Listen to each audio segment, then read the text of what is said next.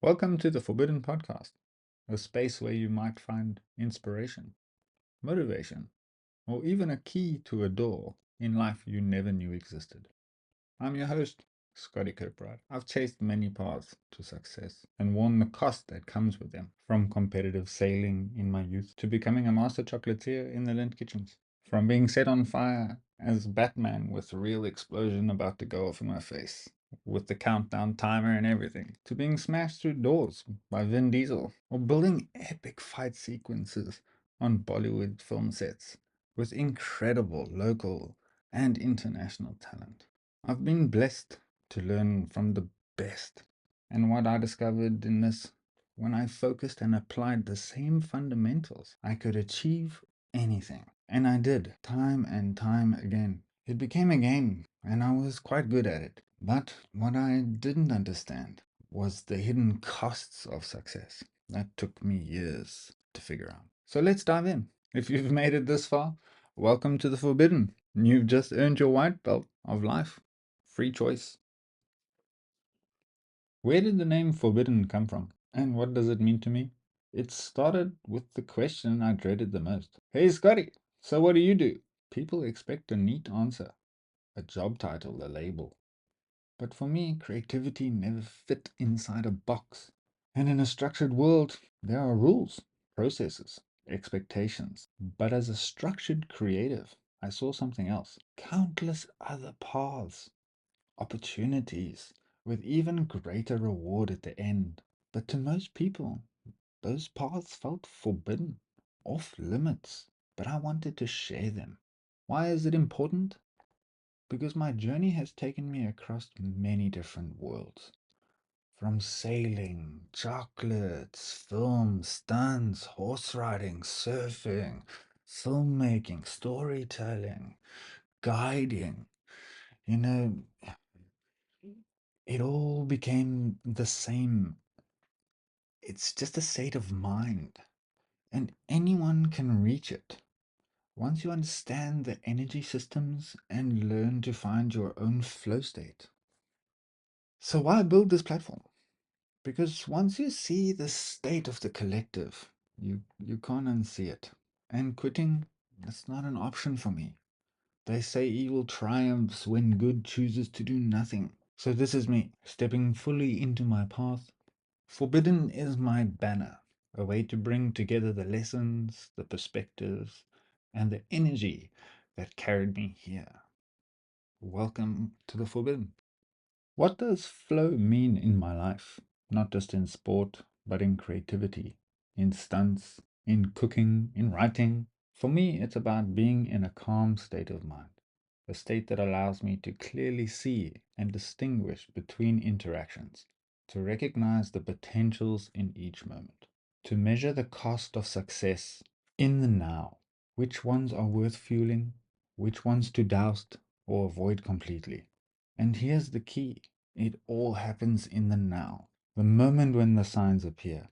In that moment, the correct action must be taken, the higher positive action. And you have to trust your intuition.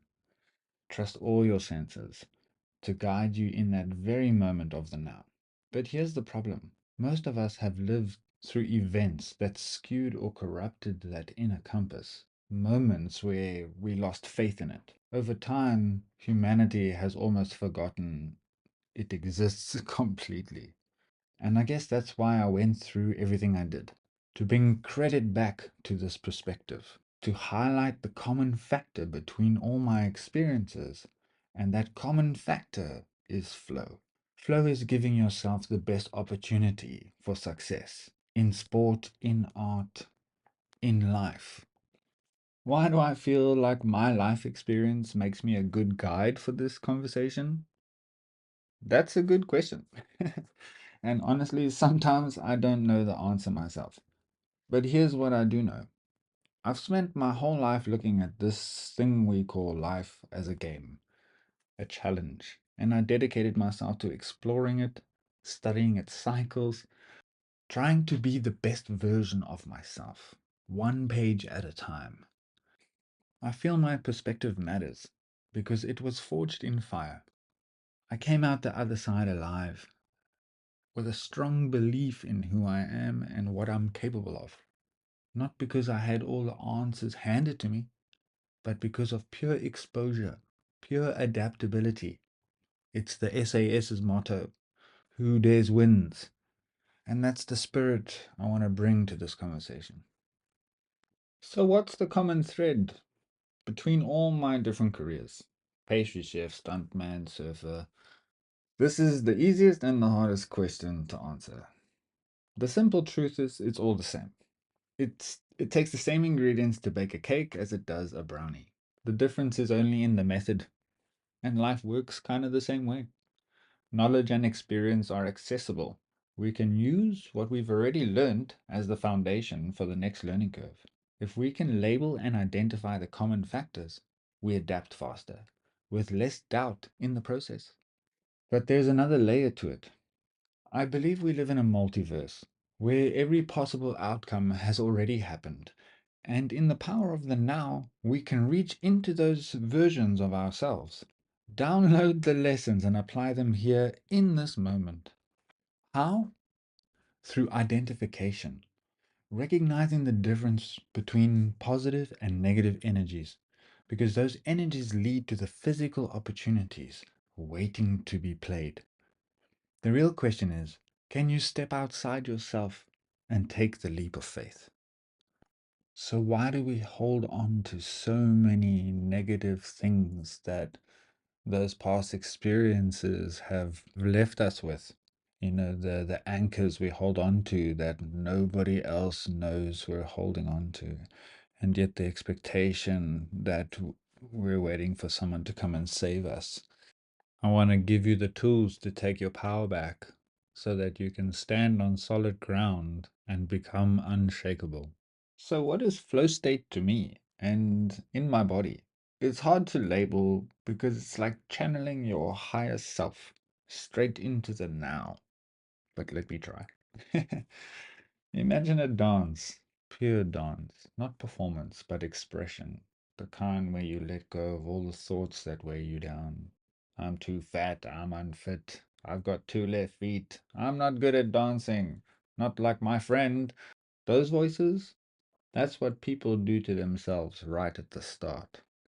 Self-doubt, self-sabotage, lowering your vibration just when you need it the most. That's what fills your flow with static, like an old radio trying to find the right station. Every thought is a rushed hand spinning the dial, and it makes it nearly impossible to feel the flow.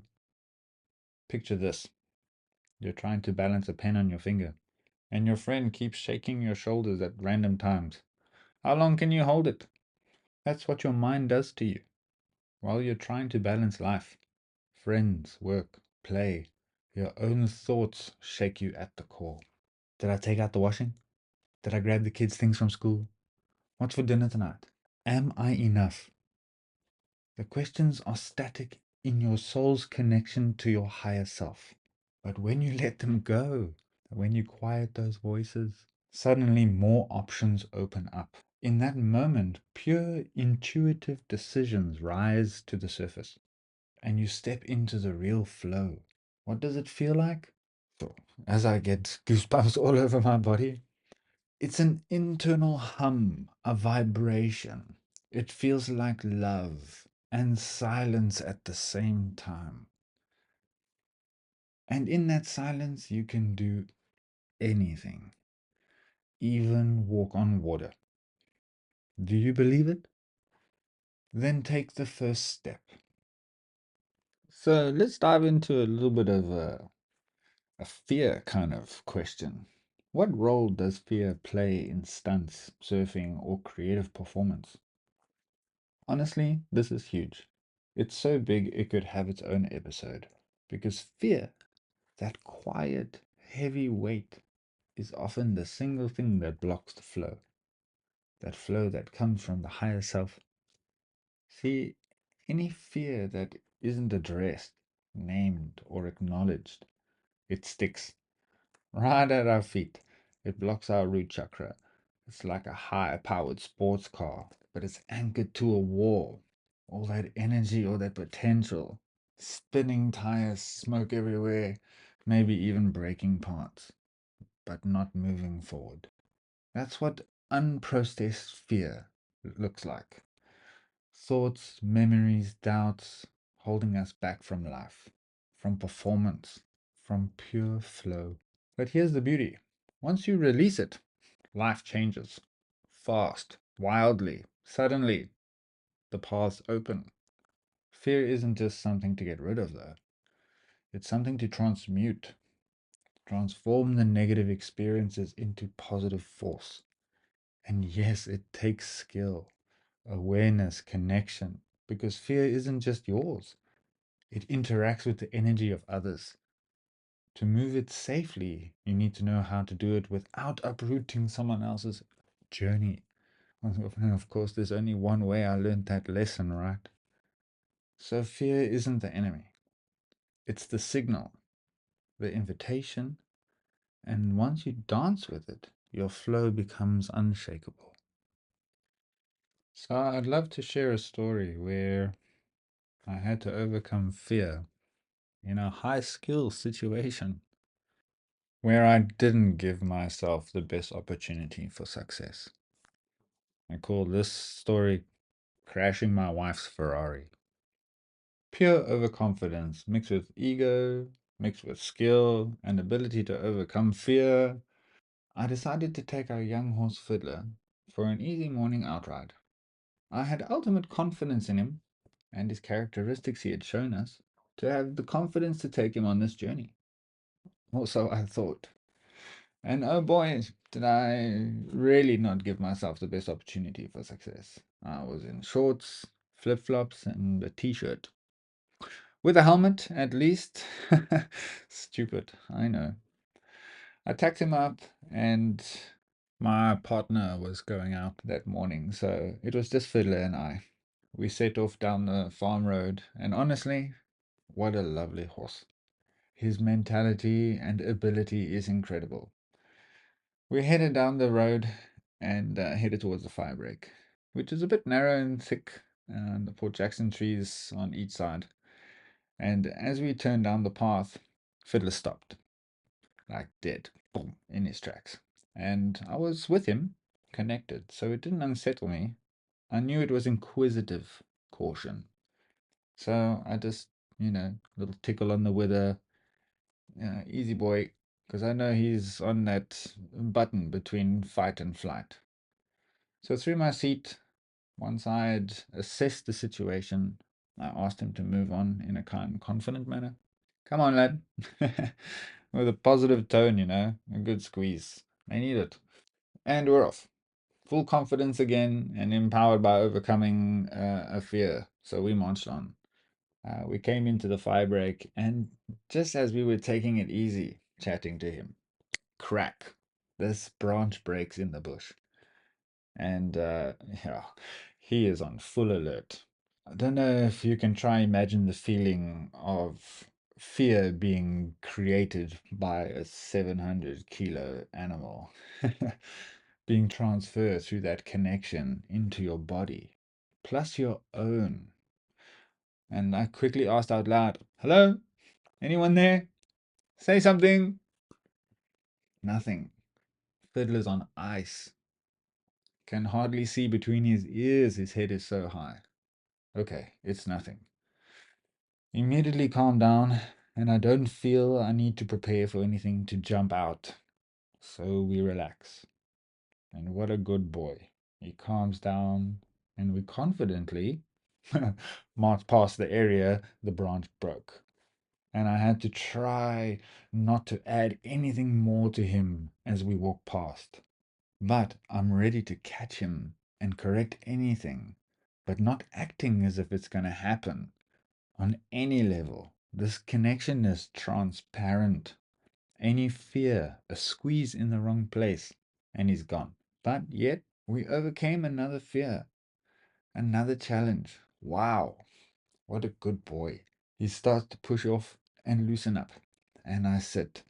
And I promise you, not even like 5 strides later, there's like 10 flies going crazy around his face.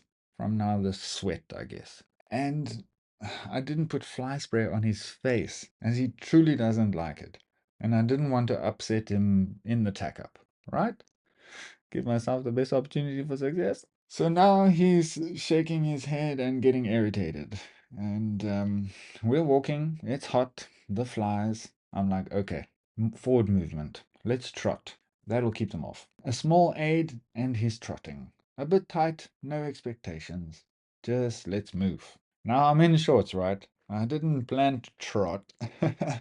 uh, the stirrup leathers pinch like crazy if you don't wear tight pants, and it's getting me. I try and sit for a second, and at the bottom of the stride to adjust my shorts over that inner thigh where it's pinching, and I feel this scoop of energy. He tucks his bum and he takes off with me, flat out. The sound of his hooves on the sand was insane. I had my reins in hand and tried to gain contact, and it was like concrete. It did nothing. I thought of so many options at this point. Pull heavy on one rein and ditch him into the thick sand through the tree stubs and pull Jacksons and mole holes but there's so much chance of harm. And on the other side, there's a barbed wire fence that's low enough for him to be tempted to jump, but the angle, he would be in it. So I put myself in this light seat. He's going like a rocket at this point. I'm trying to call him, whistle, tickle his wither, and nothing at this point. And I look down at my feet and I'm wearing pluckies. And the thought comes to my mind like, wow, these are really holding up well. And then I had to think of a logical plan. At the end of this fire break, there's like a 90-degree left-hand corner due to it being the entrance of the farm. A pile of old fences on the right with poles and barbed wire all exposed. And to the left at the end it's way more open, but the holes in the stumps are really bad. That's just legs all day long. The only hope in my mind was to cut the corner to the left and join the other short side fire break that was going up the hill into soft sand. He would get tired and stop for sure. So let's go left was the mental motto. And from many sports in which I've had to scrub off speed in order to make a corner, and having ridden this very corner on my motocross bike many times, I understand at this speed, traction is going to be a major issue. And angle is my friend. The fire break I'm hurtling down right now goes from soft sand to tar for about 7 meters and then back to sand. And then, due to it being an entrance road, it goes to an actual compacted gravel section for about 4 meters. And then there's about 2 meters of sand and a game fence. So I'm calculating what we're probably going to slip or slide or drift across this road, hit the soft sand with this momentum, and just plow and slow down. Go left, just go left. I started to put more weight into my left leg to indicate the left choice, shorten the left rein. But don't too much, don't offset him. If he falls, we're coming in fast. That last 30 meters, his feet didn't even touch the tar section. That's how fast we were going. We missed the pile of fence on the right. Go left. Nope. Fiddler wakes up, sees the fence, and he hits the anchors dead straight on the gravel road, and we slide across it. Go left was my last thought. Over the left shoulder, holding on to the reins, I hit the floor with my low back. Boop. Just kissed it. Enough to leave us a proper fucking roasty. But not enough to hurt me in the end. I didn't know this in the time. And, the reins pulled me forward into the slide and into a dead impact, both of us, sliding straight into the fence. And my eyes were open. I was watching him. I faced him just plow into the fence. And, yeah, it was insane speed. If it was a planned stunt, there'd be another Ferrari parked in the driveway. You know what I mean? But it went wrong. So I immediately stood up, and Fiddler was getting on his feet, the saddle completely to the left side of his stomach. Fiddler started to panic, and that look in his eyes was to run. I calmly called his name. Woohoo! Easy boy, easy fiddler, it's okay. I reached out for him. I managed to get the reins, and I undid the girth to remove some of that pressure from the saddle, and I got it off and under control. I had no idea of my condition, and after almost 2 years of lower back pain and nerve injury, I just needed to move while I could. We weren't out of trouble yet. I had a quick look over with Fiddler. I didn't see anything life-threatening, so we needed to move before I couldn't. Riding that adrenaline fuel of what just unfolded. I put on the saddle straight and we started to walk back up the hill. I called Jade and she knew something was gonna go wrong. All good, we're walking. I'll call you later. The journey up this hill was something else. The conversation I was having with this horse. He blamed me. This was all my fault. No, I needed to help him up this hill after what I had done to him. And I told him straight. I had done my best to manage that situation. And how could I carry him up this hill when I don't even know if my next step is going to work or if it's just going to all go numb? All I know how to do right now is put one foot in front of the other and have faith we will get there. We get up to the stables and our lovely grooms come to help. He had scraped open his hocks and ergot area with some nasty roasties from sliding across the road.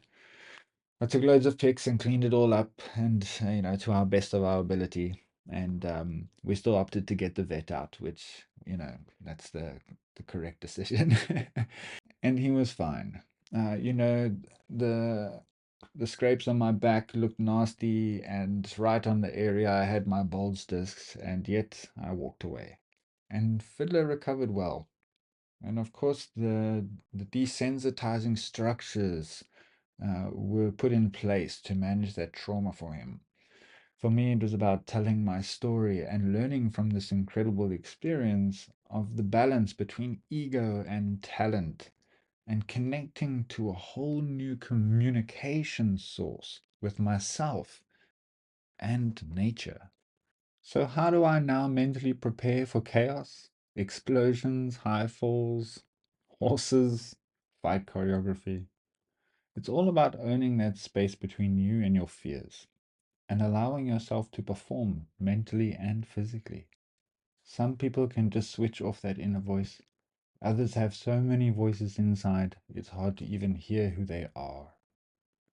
One concept that changed everything for me is The Fear Bubble, a book by Ant Middleton. A brilliant idea. In short, choose to take in positive information rather than negative. Before chaos, and during chaos, and after it. Fear keeps you alive, but it comes at a cost. It can't be maintained indefinitely. Focus and intensity fade with time. Understanding that, I became aware of my fears and learned how to manage them. A perfect example was doubling for Robert Pattinson in The Batman. I ended up doing the church explosion stunt, Batman facing against the Riddler's clock, the bomb exploding, sending him flying into the chairs. Epic sequence. Insane adrenaline. And I was in the suit. The day started freezing, dark, and chaotic. New location in Cardington, where they used to build blimps. It's a huge, incredible building. I was hunting down the AD for the trailer. Everyone directing me around. First task, makeup, breakfast, into the suit. Full synthetic masks, designed for someone else, a bit big, but it worked. The close-up POV shots and the gag itself were all scheduled. I was in a pneumatic ratchet rig, pulleys and lines controlling my acceleration, overhead slackline helping me land cleanly into the chairs. Precision was everything. Rehearsals, multiple takes, timing had to be perfect. Too early or too late, and it's obvious. We're filming at 90 frames per second. And then fire. My left boot caught on fire for some takes, and it looked really cool. So they applied some fuel to the costume. I felt no heat, Because I trust myself, the rig, the crew, awareness was key. Anything can change in an instant, especially with fire, so it needs to be given its respect. But between takes, that's where it got the hardest. I sat quietly with blurred vision through the little fogged lenses, ear protection muffled for the blast. Countdown on the digital timer cycling in front of me, numbers flashing at random. Focus on the sound, timing my movement with precision. Every take tested my focus, stamina, and calm under pressure. Don't fuck it up. That's the famous words that come out of the director's booth before you go for a take. I sat on that chair for what seemed hours, breathing through a straw, performers and crew members being very kind and coming and asking if I needed anything, water, or needed to go to the bathroom. It just took too long to get out and in of the suit during the retakes and setup times. In stunts, we never want to be the department that everyone's waiting for. So I just gave myself a zen place to sit in and, yeah, managed my fears inside that mask, where I felt unshakable inside that mask. By the end of the day, we wrapped. Celebration, lunch finally eaten, the suits off. I gave an interview which talked about the process on how to overcome fear, avoid excuses, and access that calm mind space inside. The power is always within you. You can change your outcome if you manage the energy and stay aware. Knowledge is the key, though. Before this stage in my career, little frustrations like this, the cold, missing props, early morning, would throw me off. Now I understand it's all about energy, identifying fear, filter it with logic and positivity, and dissolve it. Example, teaching a surf student who's afraid of rocks on the ocean floor because they've knocked or bashed their toe before. We broke that fear down logically, provided an alternative. For example, if we don't have the fear of deep water, perhaps we can just go into deeper water and then the floor no longer gives us that worry that we're going to impact it. And if there is a fear of deep water, we can give another alternative in provide booties, for example, which then provide protection. You know, once understood, we can step into the water fully outside of that fear bubble and have fun. Try it yourself. Give yourself a permission slip, just once, to be brave, to operate outside your fear. Experience it, build the capacity. It's incredible. Performing under chaos is the same. Identify the challenges, trust your preparation, trust the team, trust yourself, physical ability, awareness, understanding of the systems at play. All this allows you to move through fear and come out the other side having fun. And that's how you turn fear into flow. How is this the same psychology as when I'm creating art or baking a cake or doing my finances? The same fundamentals are required: patience, dedication, discipline. There is a way and a pattern for everything. It's just a matter of tuning in and then dialing in the focus. So, what's one practical lesson I want the listeners to take from this? Always give yourself the best chance for success, whether that's needing to learn or to let go. Can you slow down enough to hear the temperature change? Because that's where you've hidden the clues to your higher self when no one else could ever look. So, why have I decided to create the Forbidden podcast now? To be honest, I'm struggling in life with the people around me, just not aware of these energy systems. It's like I'm literally watching a sinking ship. And while I'm trying to save all who are willing to adapt and in order to survive, if one lives, and I mean truly lives, we all live. And all I'm asking is that around me you become aware of your words. As simple as that for me. As if it starts there, you will probably notice you're not the spark of positivity you once were as a child. And by becoming aware of the internal process that happens before you speak, you'll actually be more open to adjustment from others who see the blocks, as you will be aware that they are helping, guiding, and not poking to steal energy by lowering your vibration. People have gotten so used to abuse on a daily, on a fraction scale, that it's the norm for them to be at these low vibrations, what they can handle truthfully, I guess. As I can raise other people's vibration using my own, but it comes at a cost. And unconscious empowerment in two different ways, either from the giver of the energy or the receiver of the energy, can be dangerous. And it's probably a measurable scale, but a little something like this. When confidence outruns competence, borrowed bravery turns to burden. But when courage is matched with skill, the energy given becomes growth, and confidence flows into wisdom. So, who do I imagine is listening to this? Who do I want to help? To be honest, this is for all, because I'm trying to reintroduce the idea of practical, real world discernment between different energy systems. Imagine the power of creativity directed towards a better vision of the future, one where we are all in flow, and this will all talk deeply to beings with a burning desire to evolve and grow through the beautiful phases of life. Becoming conscious of our thoughts, words, cycles, understanding of energy systems, and how they are affecting the world. What do I hope people are gaining by tuning in? Perspective at no karmic cost to you.